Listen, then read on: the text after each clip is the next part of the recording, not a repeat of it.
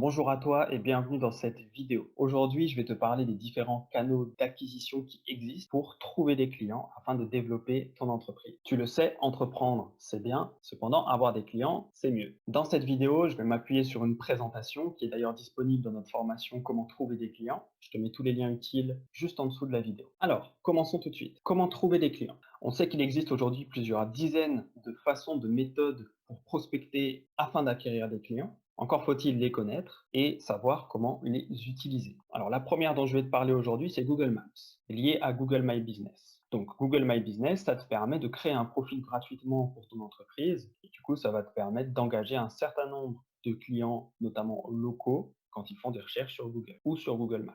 C'est un vrai plus, notamment pour toutes les entreprises locales. Il y a vraiment beaucoup de choses à faire là-dessus. Et quelques astuces aussi dont on parle dans la formation. Créer ta page Facebook, ça peut être un moyen très efficace aussi d'être présent sur une plateforme qui réunit plusieurs milliards d'utilisateurs déjà. Et parmi ces utilisateurs, il y en a un certain nombre qui font partie de tes prospects, de tes clients potentiels. Et donc, ça peut être très important d'être présent sur Facebook au travers d'une page Facebook. Ensuite, il y a le téléphone, parfois sous-estimé, notamment par la jeune génération dont je fais partie. Il y a encore beaucoup de choses à faire avec un téléphone en prospection.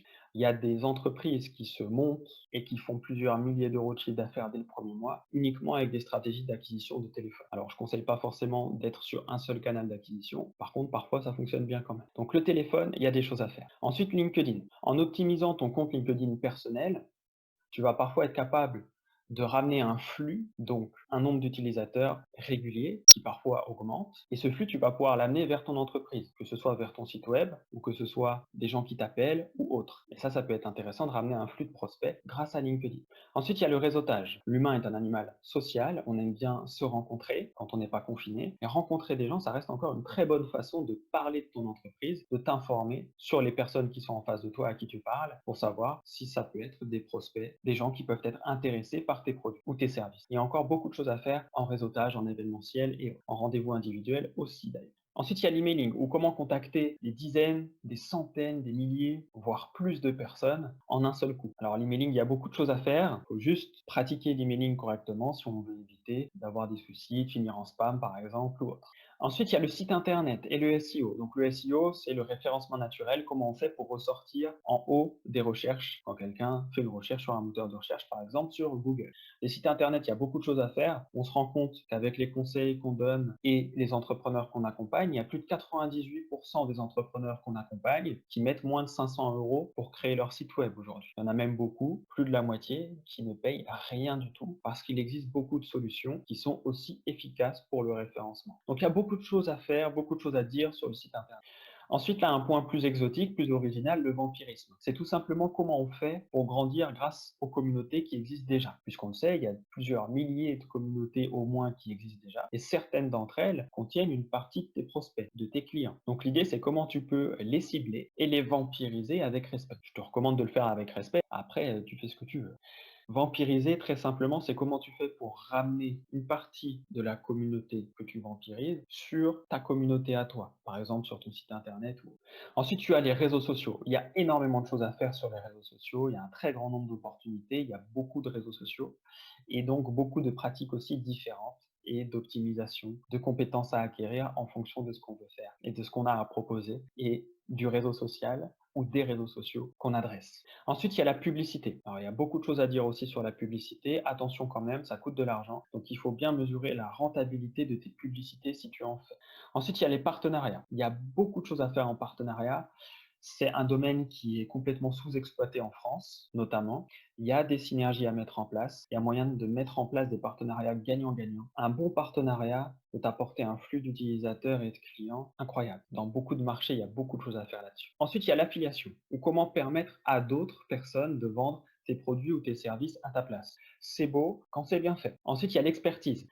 Il y a des gens qui trouvent ça surcoté. Donc concrètement, si tu es reconnu comme un expert dans ton domaine, dans le domaine lié à ton entreprise, dans ce cas-là, ça veut dire que tu as créé une certaine crédibilité. Tu as de la reconnaissance, de la notoriété et donc tu as installé de la confiance. C'est très important pour faciliter la vente, pour faciliter la recherche de clients.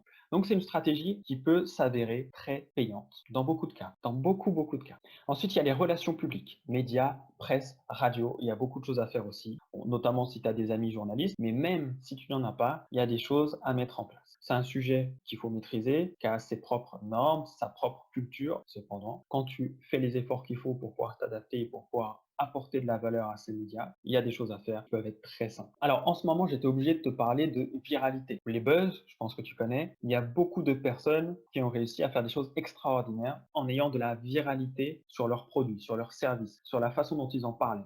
Alors, faire tester son produit, ça peut être aussi une méthode très impactante pour trouver des clients. Parce que si le test est concluant, si les gens sont satisfaits par le test de ton produit ou de ton service, eh ben, tu as beaucoup plus de chances de vendre quelque chose et donc de développer ton entreprise.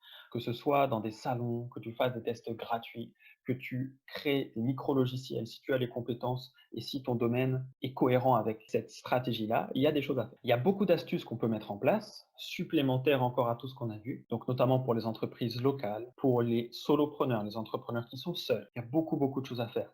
Même pour des entreprises qui ont plusieurs dizaines, plusieurs centaines de salariés et qui ont fait leur transition numérique ou qui ont commencé à la faire et qui ont peut-être des détails, des optimisations à mettre en place, il y a beaucoup de choses qu'on peut travailler.